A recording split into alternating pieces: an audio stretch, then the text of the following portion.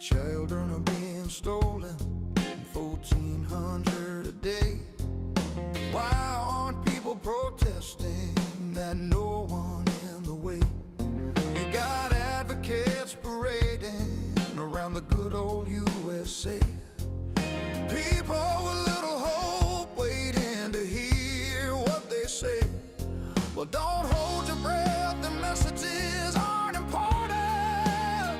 What they are fighting for, it's barely worth it. They say they are helping, well, that's just a lie. They want you to follow on Facebook. What a big surprise. Tiff and the Punisher here every day. Listen to the words they say. It will save you one day. Tiff and the Punisher, built to last. Stop giving up what's important to those that don't care. Don't build up their egos to you. It's not fair. Please do your research. Be read between the lines. Don't give them all you got. It's blind leading the blind. All of the people who say that they care They don't know your first name. couldn't tell you your case. They don't recognize your face.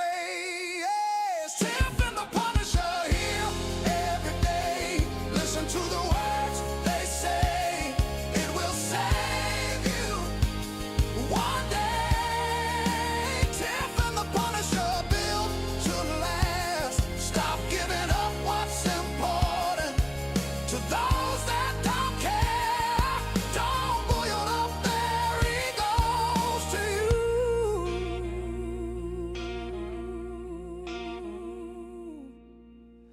It's not fair.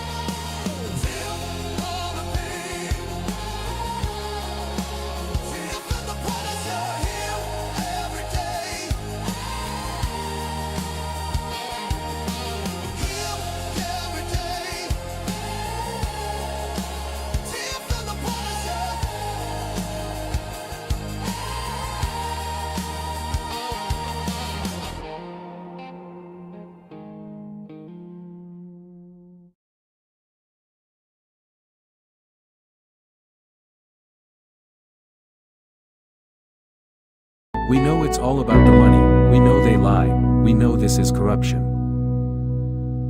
Does CPS know what they are doing to the children?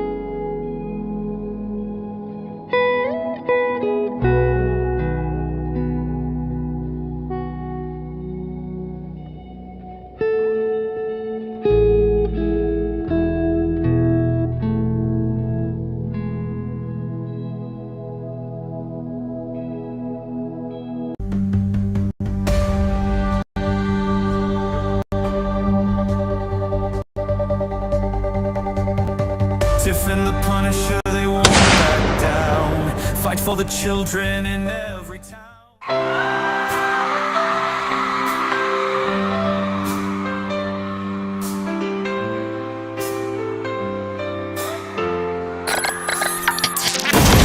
They are taking our kids every day. I shout them in and no one has a thing to say for those who have been isolated. Don't be worried, you have a voice today. So listen up everyone, here is the story. Child Protective Services, here's your radio. CPS is what they call it. They want our kids because it fills a lot of people's wallet. We all think it won't be us. We say when they come we will be so tough. It all sounds good when there's no one to take them. But when they come, your voice gets to breaking. Stay calm, step away. CPS ain't taking no one today. We are educated. Stay calm, step away. CPS, you need to leave. I know the tricks up your sleeve. You can't do what you're trying to do. We have done our homework. Don't do a damn thing without a warrant. You no longer will steal our kids this way.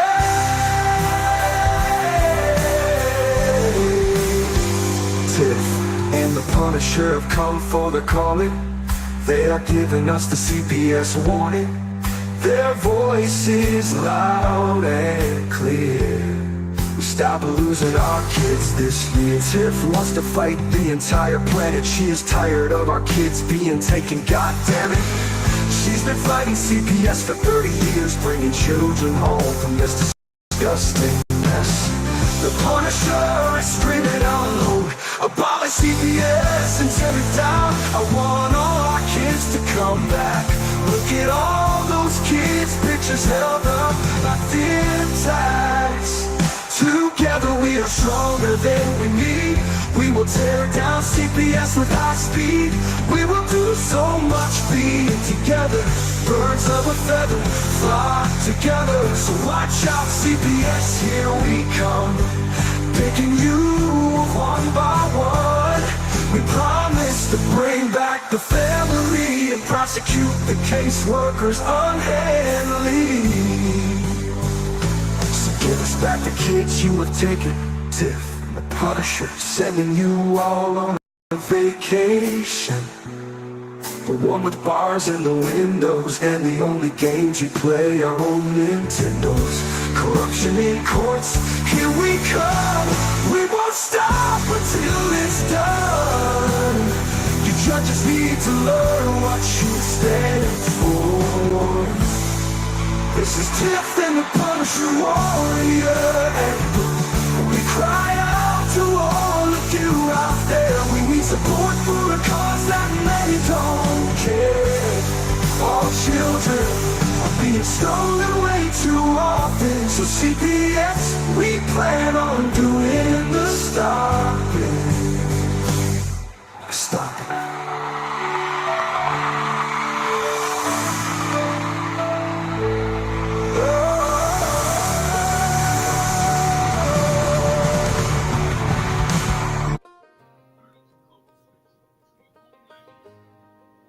Hey, Tiff.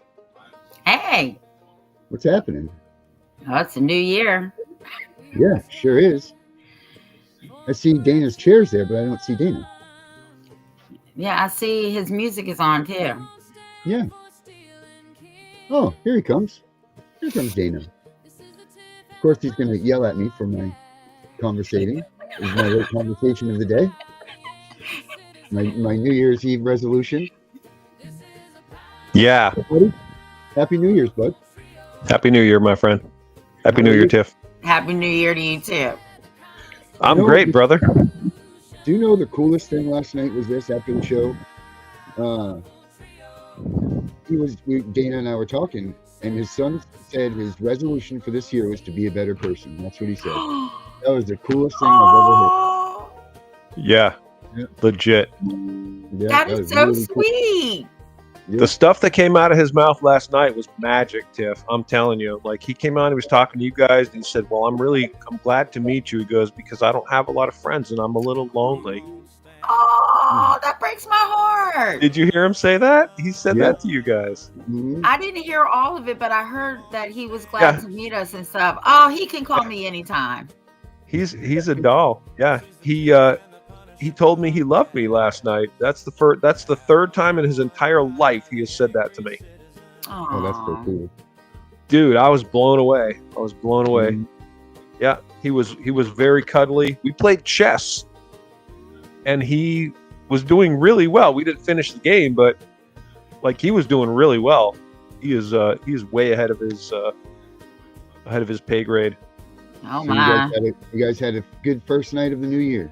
We had an awesome night, man. It was awesome. Yeah, his mom wanted to, have me watch him for a while, and so he came here, and it was getting a little bit late. So I said, hey, you want to lie down? He was like, yeah, I'm gonna lie down. He goes, you should lie down too. I said, okay. So we laid down, and he snuggled with me, and he was like really, cuddly, and it was awesome. It was really awesome. So yeah, so my introduction to the new year has been freaking spectacular. Thank you all. Oh, that's so special. Oh, Yeah. that's emotional. Whew. Yep. Yeah, it was deep. He looked at me and he said, I love you, Dad. And I was like, wow. And I'm trying not to like freak out, right? Like, I'm not going to go, what? Right. Woo! Right. When? Right. I'm trying to play it all cool, whatever. Oh, I love you too, buddy. Yeah. Want to run out into the streets and scream. Yeah. Yeah. Oh, well, that's great.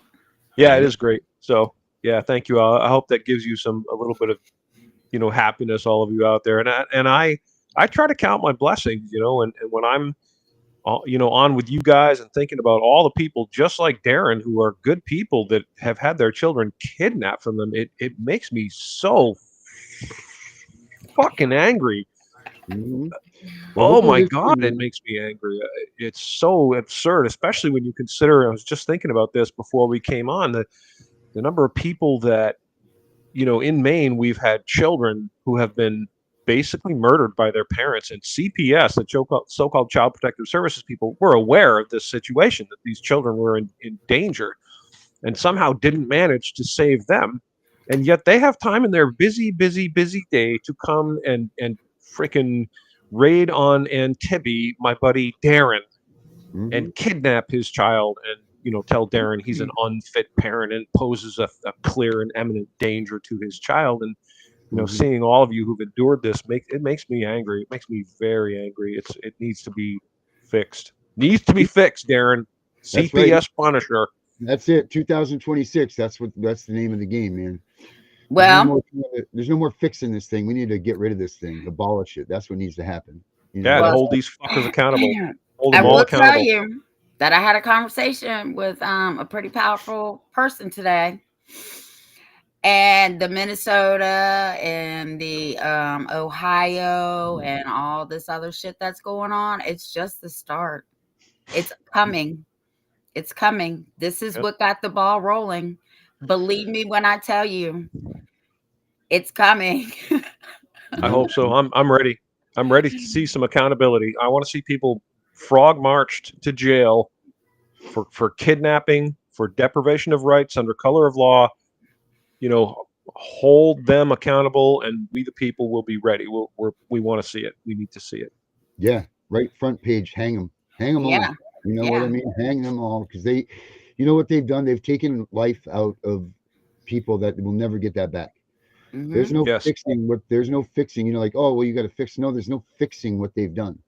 Yeah. Because you don't get to go press rewind and come back and let's redo this and get the first steps back, or the first missing tooth, or the first day of school, or the first, all of those things. You don't get that back. You know what I mean?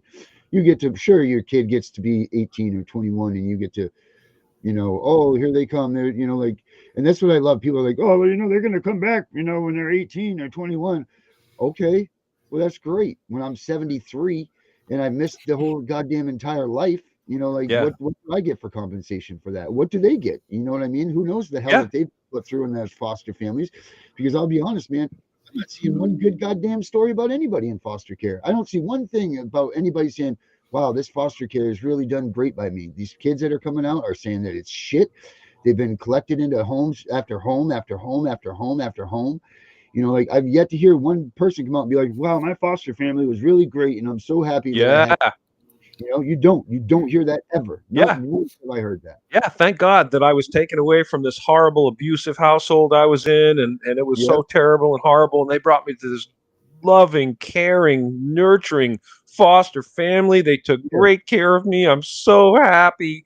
That yeah. is not what we hear, is it? Because you know damn well that they'd be racing them right to the front lines of the media right now saying, look, Yep. here's what you need to be saying about the foster care system. Yep. And it's fucking crickets. It's goddamn crickets out there is all it is. They're not saying Yep. anything to defend this stuff. Nothing.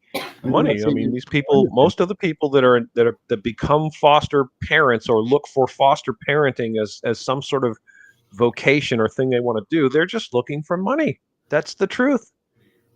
Mm-hmm. It is. That's it. It's all it is. It's a second job. It's a part-time job for someone that doesn't have to go to work. Now, I'm not saying that raising a kid isn't a tough job because it is, but you know, like when you get an extra $4,000 a month, I mean, that's a good little pension, you know, to add to A your lot of money. at home. You know, I'm not saying everywhere gets the $4,000, but you know, mostly around that, it about averages to that, about $4,000, you know, a person. You know, not to mention you don't pay for the medical, you don't pay for, you know, like any of the stuff because the state, you know, picks up those tabs. So that's a big Bears. of money. And you know what? These people, I will guarantee you, look, being a step parent has got to be just as much as being a foster parent. You know, it's got to be tough, you know, because you don't actually get the heart, you know, like that you would get. It's not ever going to be your child. So I get it that it's tough and all of that. But it seems to me like these foster families actually put these kids like on the back burner. And that's ridiculous. It's awful. Like you actually took them from a place that even if they were abused, there's studies that say that a minimal amount of abuse that was going on in the home is much better than removing them and then taking them and putting them into another placement place. Yeah. What a horrible thing for a child to be yanked out of the only environment you know and brought to strangers. Yeah, really, really not good for that I mean, child. who thought that through and said, you know what, here's a great idea. Let's go steal a kid and then we're going to put them in this place by themselves, no access to anything that they've had in the past. You know, can you even as an adult? I mean, look, I've been to jail. I know what it's like. And that is a horrid feeling when you're taken away, you're put into isolation. There's nobody around you that you know. You can't talk to the people that you love or you care for. You can't do any of that stuff. You are just stuck in a goddamn cell. And that's it. And that's got to be what it's like to be a kid that's being removed. For like sure. They have nothing. They have nobody around them. They have nothing. But this is a good idea. This is a great idea. Let's do this. So I just sent you a 22-minute video that you really should play. I tried to find Dana on here because I was trying to send it to him earlier too. You got to watch this. I'm not going to say my mind was blown, but I tell you what, it definitely validates what we've been saying. All right, let me. I just sent it to you in Messenger. All right. I'll find it. Hold on. You bossed me around.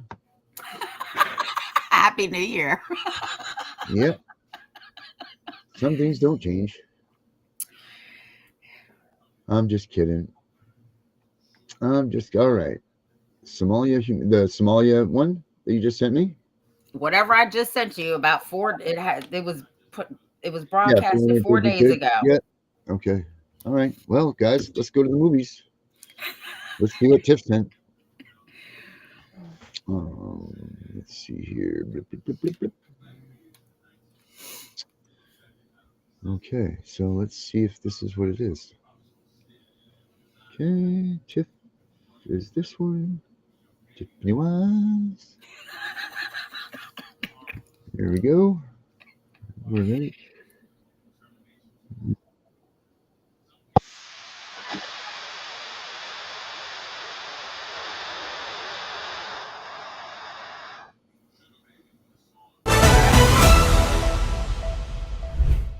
The president has made it quite clear that if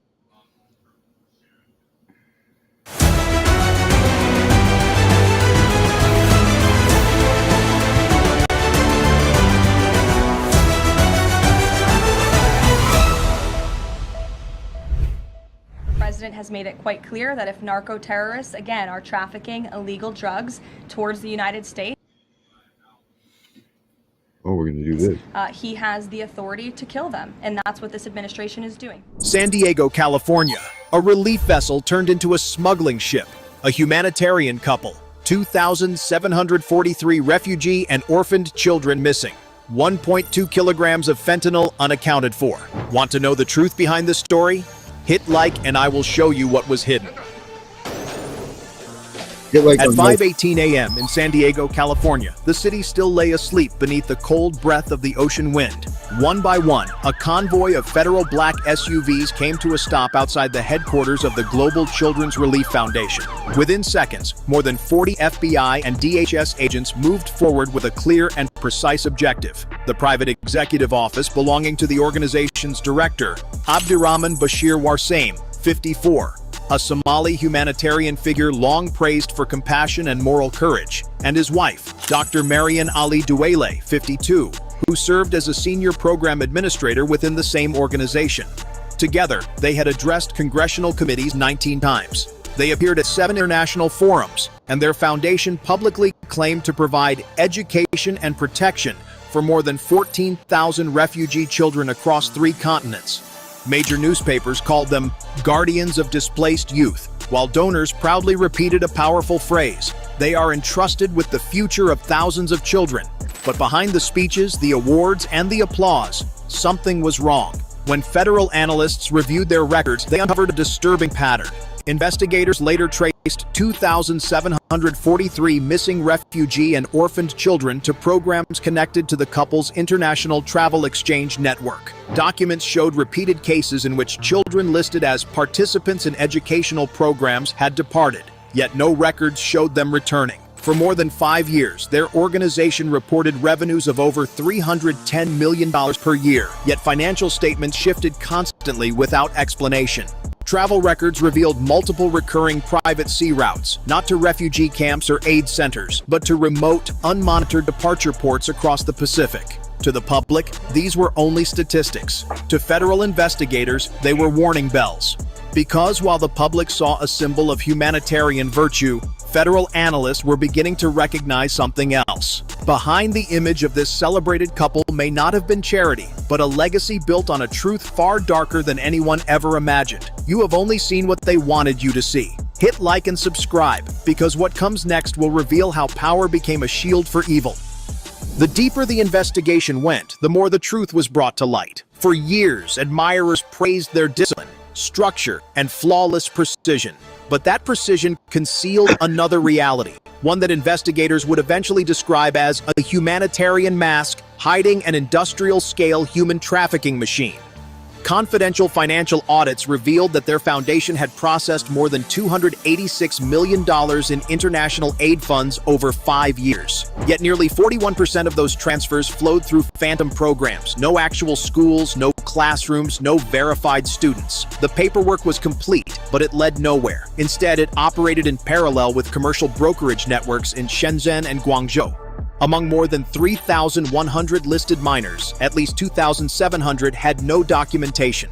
Their tracking records were empty. Their routine medical examinations were halted without explanation. In dozens of cases, even their names disappeared from the digital system, erased as if those children had never existed. The destinations told another story. Passenger manifests revealed repeated departures tied to the same international transport corridor, the same shipping agent, the same time windows, month after month. Each group of children was moved aboard luxury charter yachts leased through third-party shell companies, departing after midnight from discreet coastal marinas in California, Washington, and British Columbia. Passenger rosters described them as youth educational delegations. Every vessel recorded its departure time, and each route ended at southern coastal ports in China. Another intelligence source revealed something even more disturbing. Encrypted communications were traced to members of the CJNG cartel, previously monitored for narcotics trafficking and forced labor networks. The connection was intentional, not accidental. Working together, they coordinated narcotics shipments into the United States. More than 1.2 kilograms of fentanyl moved along transport organizations' routes, and once again, the same pattern appeared. Target, a luxury yacht disguised as a humanitarian relief vessel. Projected number of children, 450. Distribution network, unregistered private hospitals in China. Estimated black market profit, billions of dollars. After confirming every stage of the operation, federal agencies reached a single, unavoidable conclusion. This was no longer a charity audit. This was no longer a records review. It was the blueprint of an organized human trafficking network, built behind the trusted public faces of a powerful couple. If you want to see how smoothly this network operated, and why it existed beyond the reach of the United States, comment, "Go deeper." What comes next will reveal just how horrifying it truly is. At 5:41 a.m., the Pacific waters off the coast of San Diego were dark and silent. 38 nautical miles from shore, a large white humanitarian yacht cut through the waves, its name painted carefully along the hull. Relief vessel, Silver Dawn. On social media, the voyage was promoted as a cultural enrichment journey for refugee children. The images showed smiling faces, banners, and promises of learning and hope. But inside the federal command room, the truth had already been revealed.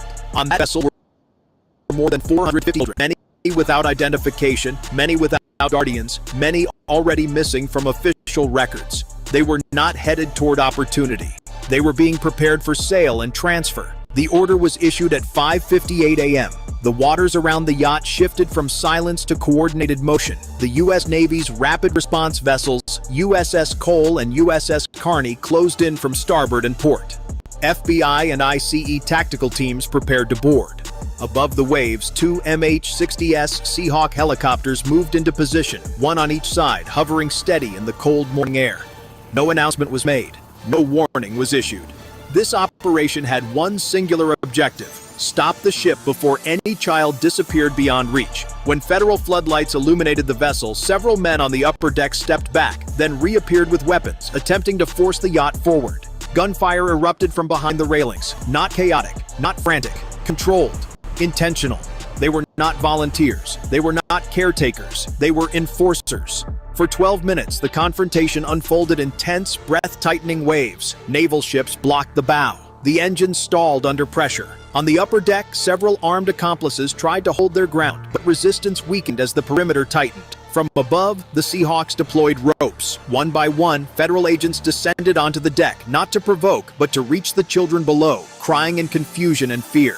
Uniformed crew members moved to block the passageways. Some tried to build barricades inside the corridors. Others ran toward the cabin sections. A few retrieved concealed weapons and fired from storage compartments. Then Warsame and Duale, once praised worldwide as humanitarian leaders, ran toward the aft passage of the vessel. Not toward the children, toward escape. Inside the ship, the teams worked calmly and methodically. Cabins were opened. Children were gathered into secure areas. Medical personnel reassured them, speaking softly, slowly, gently. No child was injured. Not a single child was left behind. On the main deck, the final resistance collapsed. Weapons were lowered. Armed men surrendered. Some dropped to their knees, hands pressed against the deck. By 6:12 a.m., 27 individuals were in federal custody. 3 armed resistors were found unconscious at the scene, and in the narrow rear corridor of the vessel, under dim emergency lighting.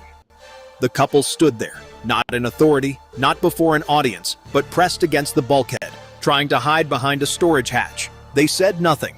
They did not protest. Their wrists were bound. The applause of conference halls was gone. The cameras were off. The stage was gone. For the first time in years, no speech was delivered, only silence. And the two figures, once celebrated as protectors of children, were escorted across the deck under federal guard, while the very children they had abandoned were carried into the safe arms of those who had come to rescue them. What shocked federal agents wasn't the battle itself. It was the network behind it. Comment, expose. The next part reveals everything. By 7:21 a.m., the gunfire had fallen silent, and the deck of the Silver Dawn relief vessel was under full federal control. The morning air over the Pacific was cold and still, broken only by the sound of helicopter rotors and the steady movements of rescue teams guiding frightened children into safe areas of the ship.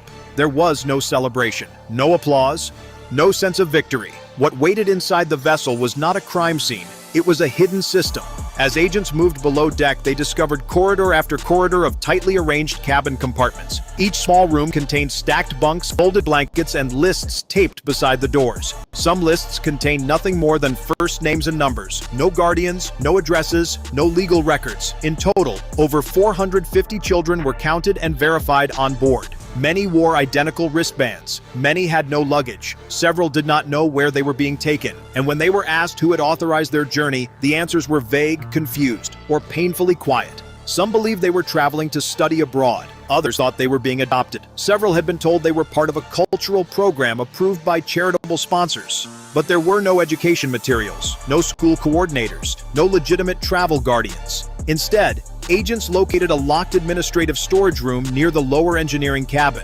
Inside were 40 encrypted communication devices, ledgers marked with foreign transfer codes, multiple travel rosters linked to earlier voyages, and contact keys tied to offshore handlers in southern China. A separate compartment held 5 metal cases. 2 contained vacuum-sealed bundles of currency. 1 contained high-value jewelry and payment contracts. Another held narcotic trace packets consistent with prior trafficking routes. The 5th case contained something else entirely: documentation from foundation donors, humanitarian endorsements, and program sponsorship reports, all written to describe the very same children as beneficiaries of aid.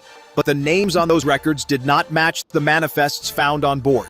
And in federal review, many of those beneficiaries were already marked as missing in international systems. It was no longer possible to call this an irregularity. It was evidence.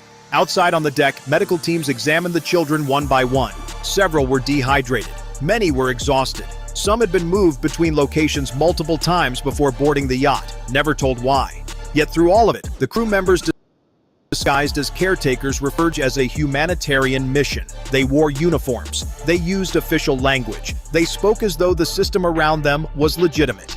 And that was what shook investigators most. Nothing about the operation appeared chaotic. Nothing resembled crime in the shadows. Everything was orderly, organized, structured, built to move human lives as if they were cargo.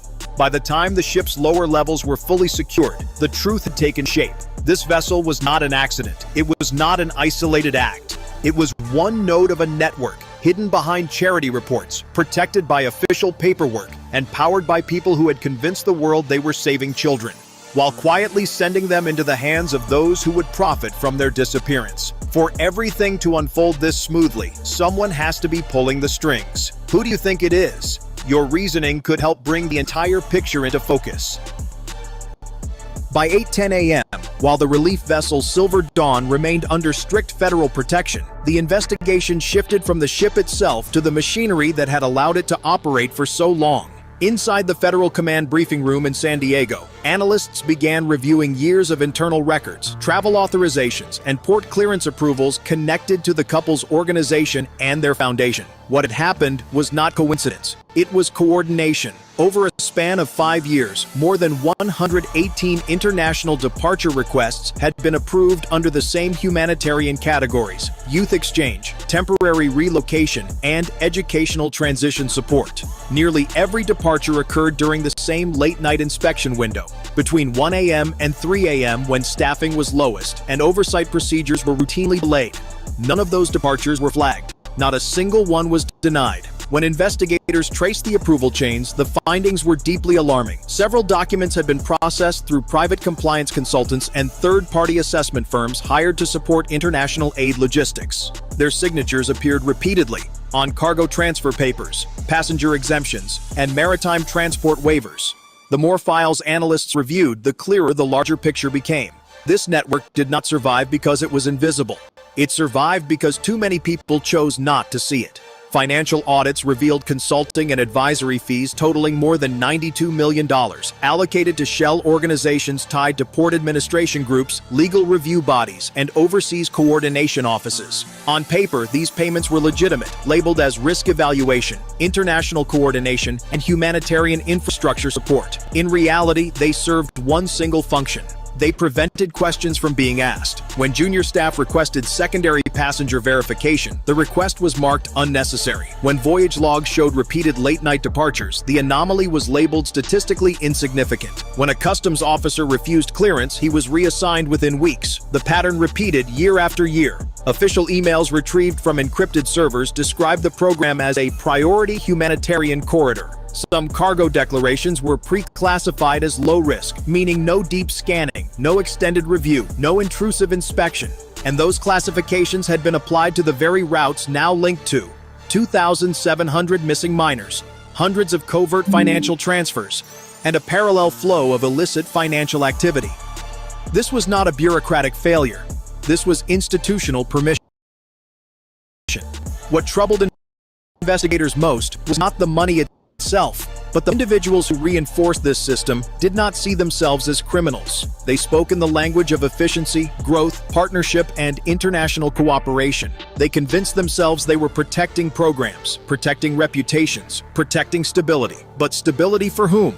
Every unchecked approval, every softened report, every buried question carried a human cost. Children disappeared in silence, records closed quietly, and a humanitarian image concealed a criminal network that operated through offices, boardrooms, and polished institutions, not alleys and shadows. When the final briefing concluded, one realization stood above the rest. This network did not operate beneath the system.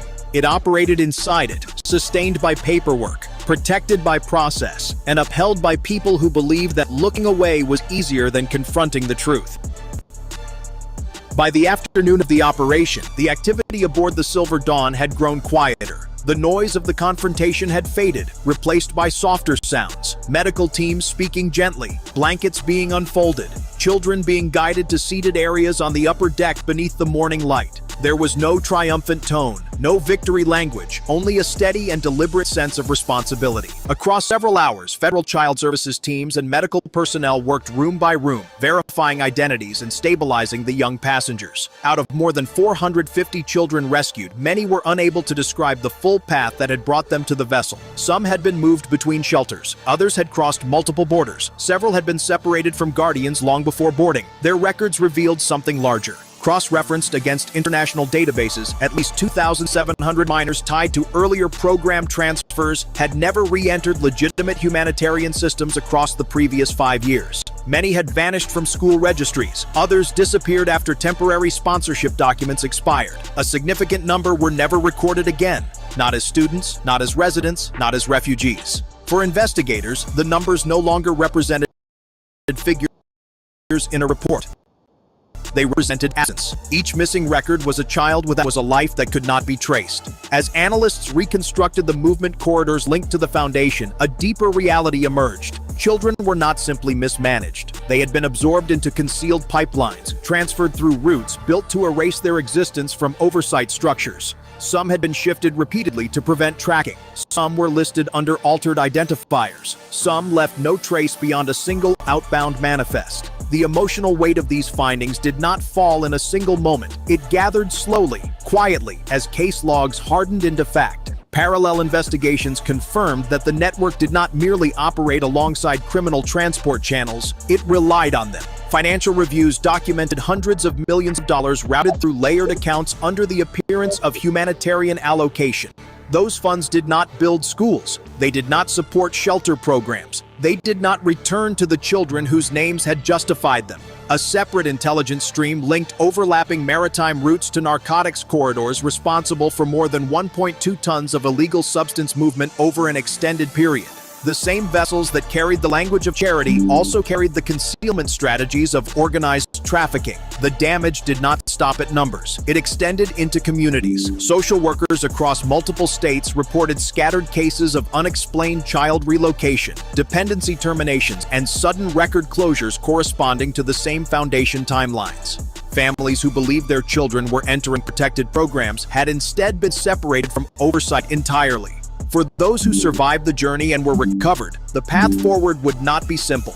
Many required medical evaluation, legal guardianship review, and long-term psychological support. Some spoke little, some remained silent, some were still too young to understand what they had nearly been taken into. Justice, investigators understood, would not be measured in a single operation. It would be measured in years of reconstruction, locating survivors, rebuilding records, restoring identities, and returning dignity to those who had been treated not as children, but as shipments moving through a system that called itself humanitarian.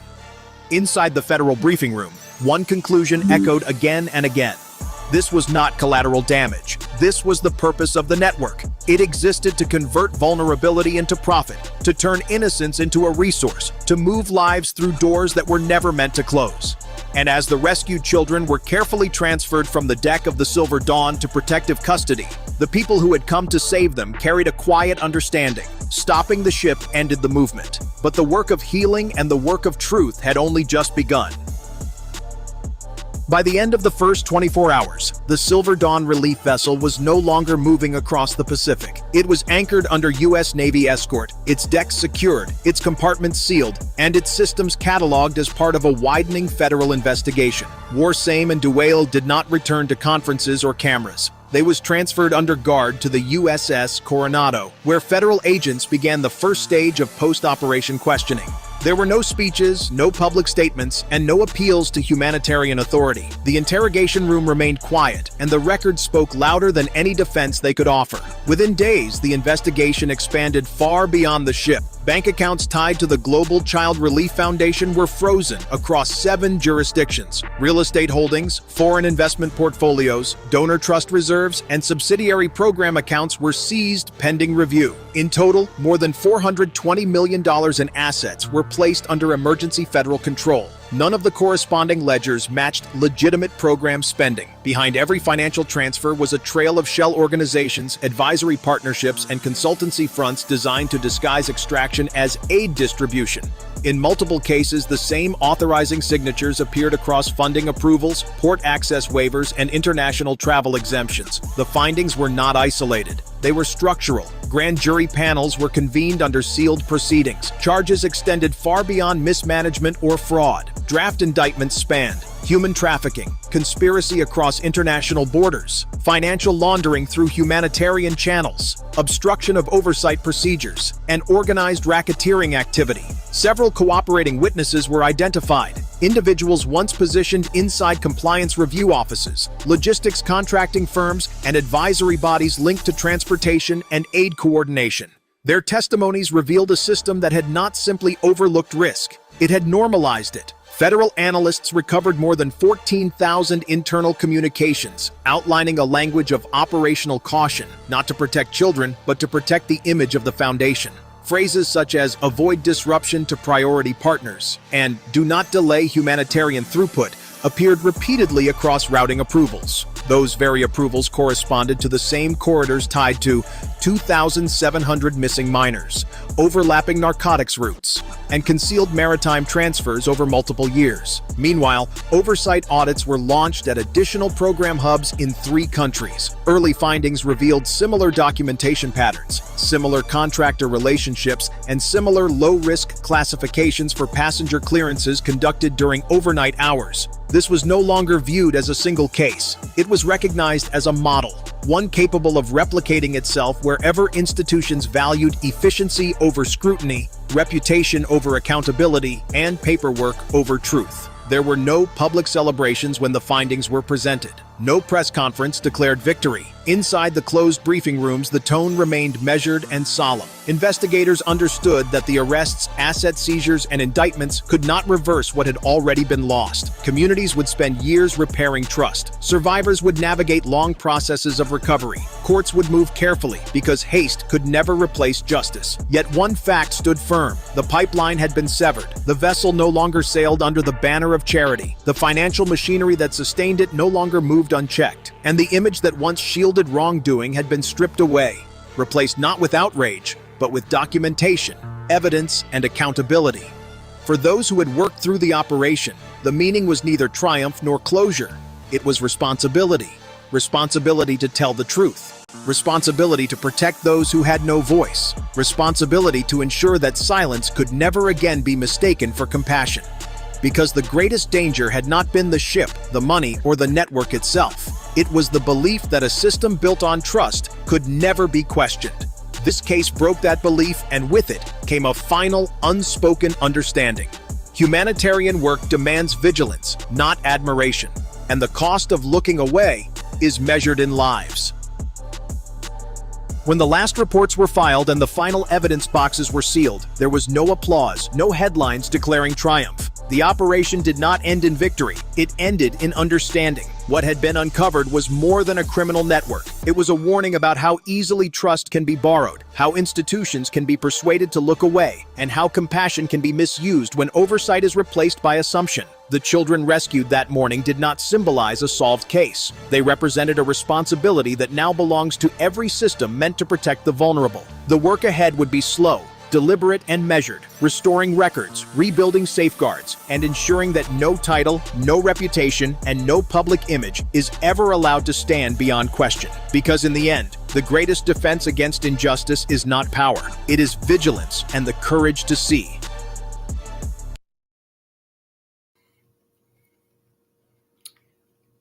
Well, well, well.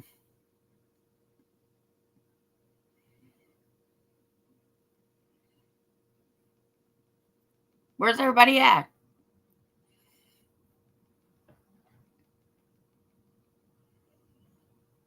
Turn your mic on.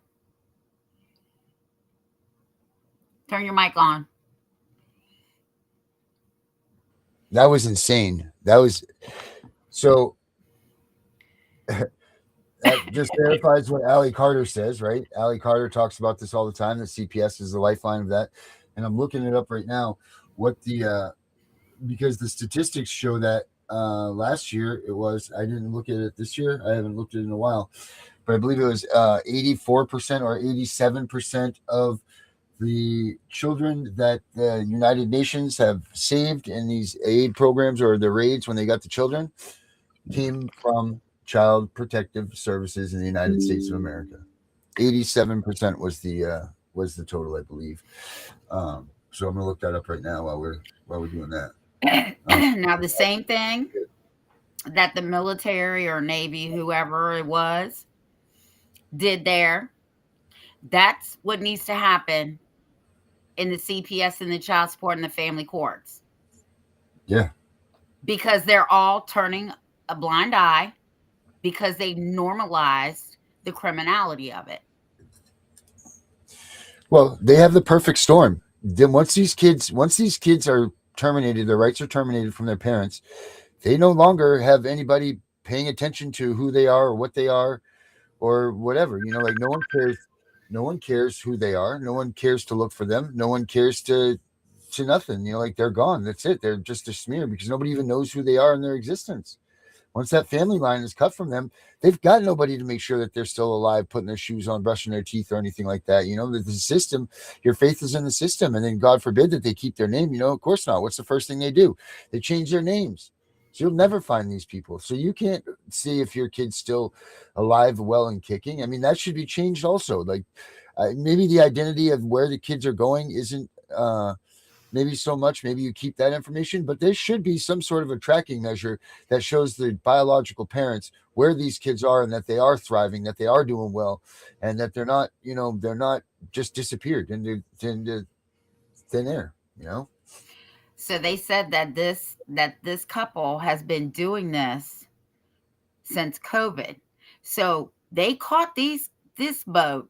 How many other boats have gone across that sea? How many other children that have been missing are over in other countries being trafficked? You only know as many as we talk about this all the time. Like they talk about the money that they spend. Well, we don't even know what the true amount of money is because we only know what they report.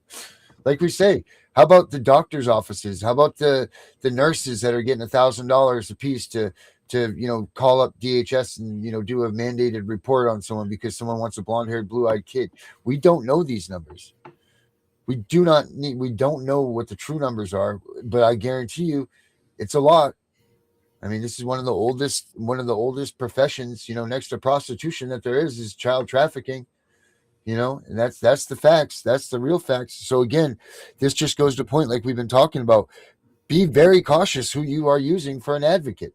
If you're using an advocate Be assured that they are 100%, that your money is going to where it's supposed to be going to.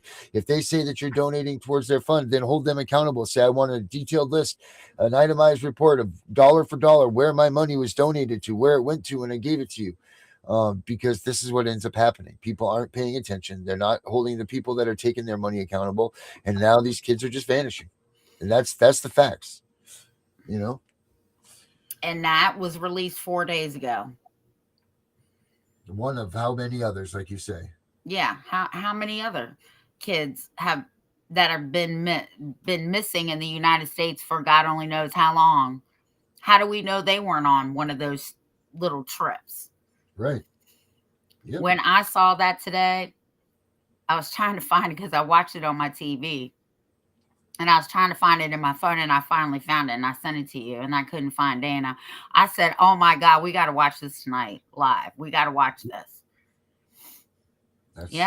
It's just a pisser, you know, millions and millions and millions of dollars that our government is taking from us, or saying that's going to this. I mean, look at the federal numbers that they match in all of these things, you know, like the oh shit, I have it right here, I believe.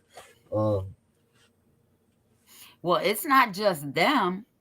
If you watch other shows off that channel, there was the IRS director of 7 states got busted, okay, for filing false income taxes and stealing people's identity. Another guy who was a customs guy was supposed to be watching the stuff coming in. A baby was hurt because the car seat that was brought in illegally and signed by him was in a car accident. And a doctor is actually who turned him in because she had an 8-year-old in a booster seat with the same injuries as this little one, because this guy was just signing counterfeit shit into our country because he was getting paid. And you want to know what their responses were? What's that? I only make $180,000 a year. What did you expect? Wow. Only 108. I wish I could see $180,000 a year. So the video I sent you, go in and watch more of those things, because I'm going to tell you, I started watching them, and let me tell you, these people that are working for the government that are only making $180,000 a year feel like they're entitled to more. And these people had billion-dollar boats, cars, all kinds of shit. Jesus almighty. It's bad. Right. But that's what I'm saying. We don't even know these true numbers because we don't know what's not being reported, you know? And I mean, I don't know what the whole total, if you did a total search of how much money is this whole system worth, you know, not just what they're spending in on Title IV and the ASFA and all of these different programs. I wonder what they say is a total number. Like what's the number that they're spending each year, or that is spent each year just on the whole circle of stuff, you know, like the whole damn thing, the whole, you know, CPS, foster care, child support, that whole Title IV, you know, bullshit, you know, all of that. What is not the actual number, but what's the number that they're saying? It's got to exceed the billions, right? It's got to be probably fastly approaching trillions. And if you got something that's that big, that's that amount of money, how are you not going to have corruption? And how are your kids not going to be the ones that are targeted in this stuff? I mean, this is it. And this is why I believe that abolishment is so not far-fetched, because I promote abolishment. I think that, but I really do believe that if we abolished CPS, our economy would fall down, because it's so much money invested into our economy between doctors, lawyers, judges, counselors, rental properties, you know, like the list just goes on and on and on and on and on. Who has their hands inside of this stuff? You know, like, this is just absolutely crazy. They all have so much money invested in this whole thing that we call foster care or child protection, that you really would be destroying I would say probably half of our economy would be just wiped out. I really do believe that, I mean, it's just absolutely insanity. That's my own opinion on that. And it's for educational purposes only, but it's just asinine. And to think that there's not going to be any sort of corruption because of it is just, you're just stupid. So these people that are out there saying, oh, they don't get incentives, they don't get any of that stuff. Well, first of all you have to do is look up online and find the bills that support this stuff where it actually says, let's see, incentives for providing permanent families for children. Do you all see that word? Adoption incentive payments, incentives. That means that people are making money. They're getting paid to do something. Now, why can't we just change all of that stuff to reunification? Incentives to reunify. What's to that put bill back number? in your homes. It's HR 867-8, whatever that means, but because there are different numbers throughout the page. Oops. So that part is HR 867-8. So, I mean, that's it, people. That's the size of it. And with those things going around and those things being what they're working towards, then we have too much corruption, and there's just too much. There's too much money on the bounty of one of our kids' heads to believe that the best interest of our child is truly what they are working towards, because it seems to me like the best interest of the greenbacks and the wallets and all of that stuff of all these people involved, including our own government, are what is the main goal here. There's no doubt.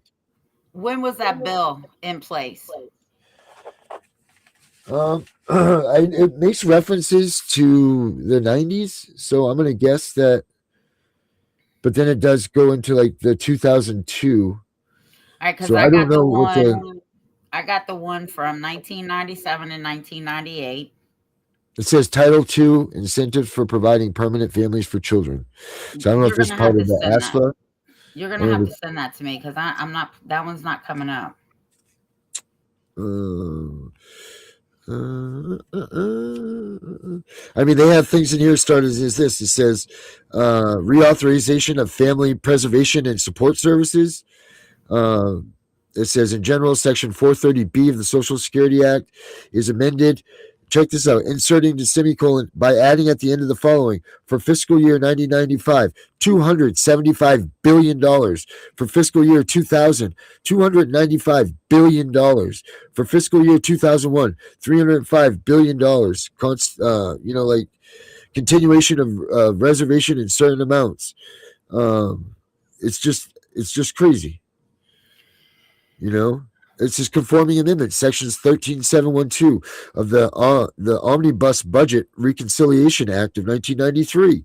Like, what the hell are these things, right? What are these things that we don't even know this money is going towards incentivizing adoptions? We don't even know what these bills are.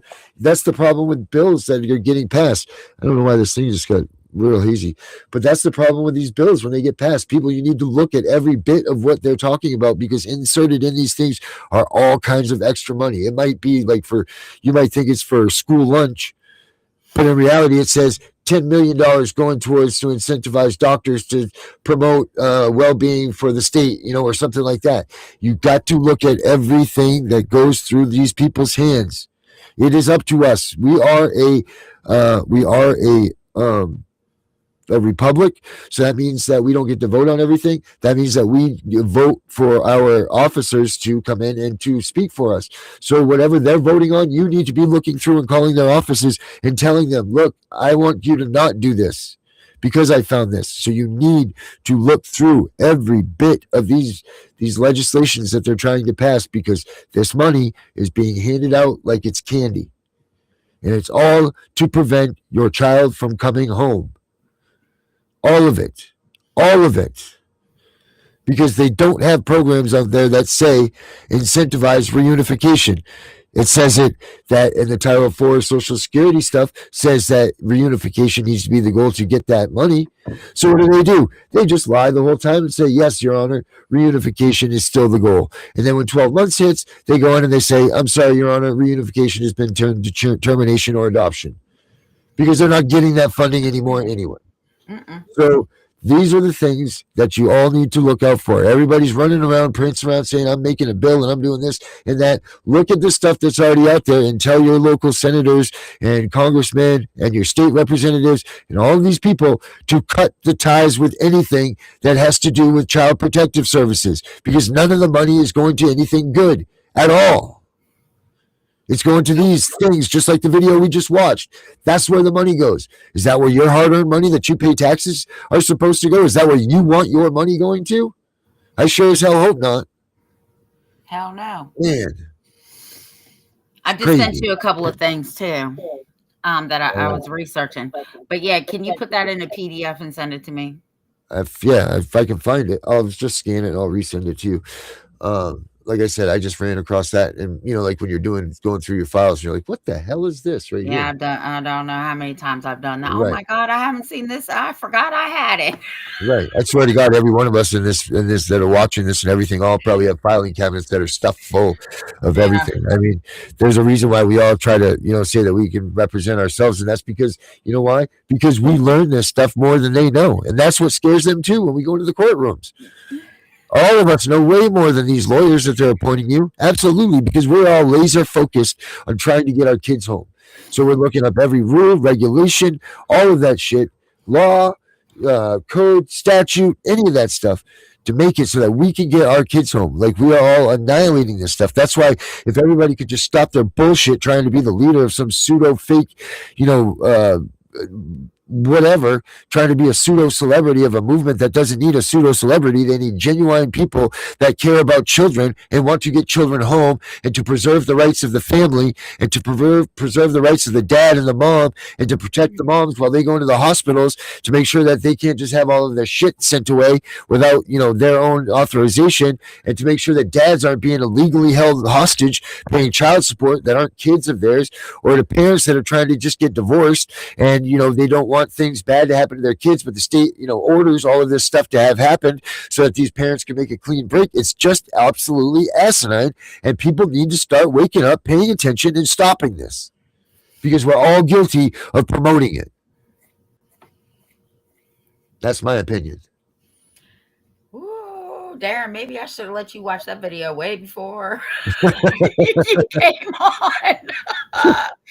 But I understand, because I was so fucking outraged. I'm like, I can't watch it, but I can't turn it off. I can't watch it, but I can't turn it off. Right. It's like going past the car accident, You right. You just gotta keep rubbernecking. Yeah. Yep. Yeah. That's the truth. So don't let them lie to you. That's right. They're trafficking our children. Period. Yep. And we need to know, as the parents of the kids that are taken and that we're going through all this BS, it is our fault. So we need to wake up, and we all need to start making sure that this doesn't happen anywhere else. I mean, it's hard enough that we're having the fights for our own kids, but just as general human beings, let's be good people the way that we're supposed to be, and be righteous, and make sure that this doesn't happen to anybody else. It doesn't mean that you don't stop fighting for your kids, but God damn it, make sure that this doesn't happen to anyone else, because this isn't right. It's not what our founding fathers intended for America to be. It's not what God intended when he put all of us on this earth to walk this earth. It's not anything. There's nothing right about what's going on here, and it's up to us to change it all, and we need to start doing that. Amen. So, anything else you got left, Tiff, for this first day of the new year? Dana was so pissed you left. Yeah, I see that. No, but I definitely wanted that to be shown tonight, because when they're trying to tell you that these kids aren't being trafficked, don't let them lie to you, man. Don't let anybody lie to you, because the one thing that's coming down the pike is reality. And reality will hit you in the face like a ton of bricks.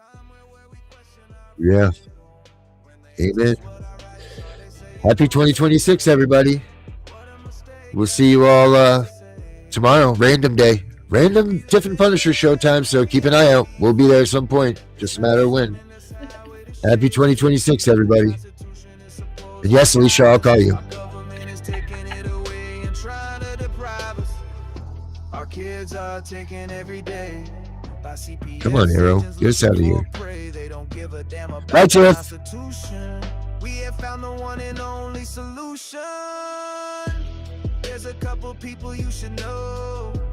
Tiff and the Punisher is the show. They wanna stop CPS from stealing our kids, fighting beside us and trying to guide us. Tiff has a heart of gold. She blasts these caseworkers when they are wrong. She beats them down with her knowledge, better than the kids who are in college.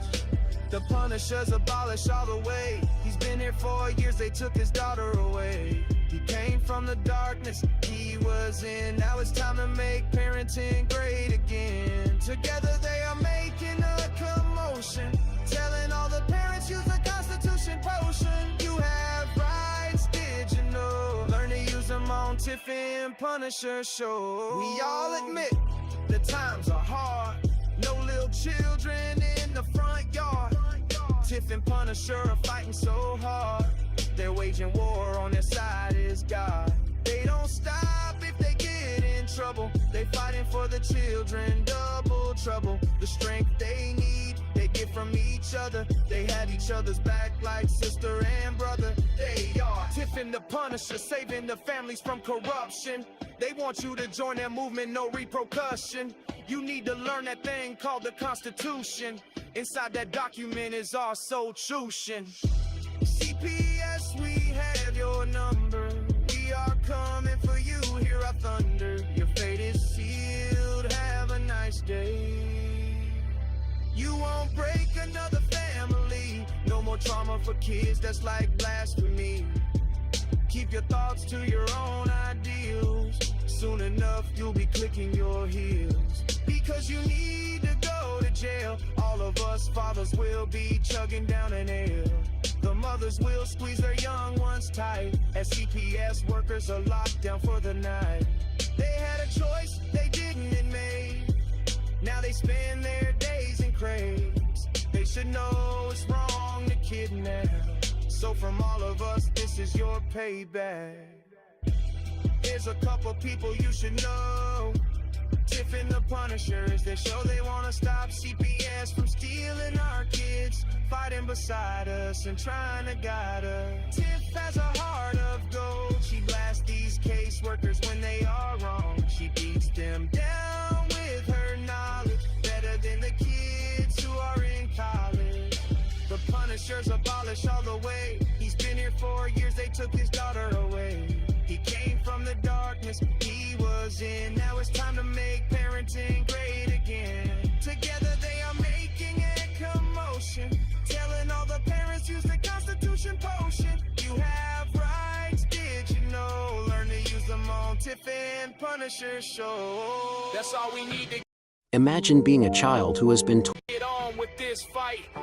Imagine being a child who has been torn away from their security blanket, their parents, the ones who stopped the boogeyman from terrorizing the nights and curing their boo-boos when they scrape their knees. Now just imagine how they mightest feel when the CPS meant to protect them tears them away from their supposed abusers and places them with strangers who have zero comforting skills. They need to be calm. They are confused, lost, panicked, and needing their parents, but CPS took them away for the purpose of saving them. The kids don't even know why, and they are told that the parents they attach to no longer want them. What do you think that does? Do you think that this is how protecting children is supposed to look?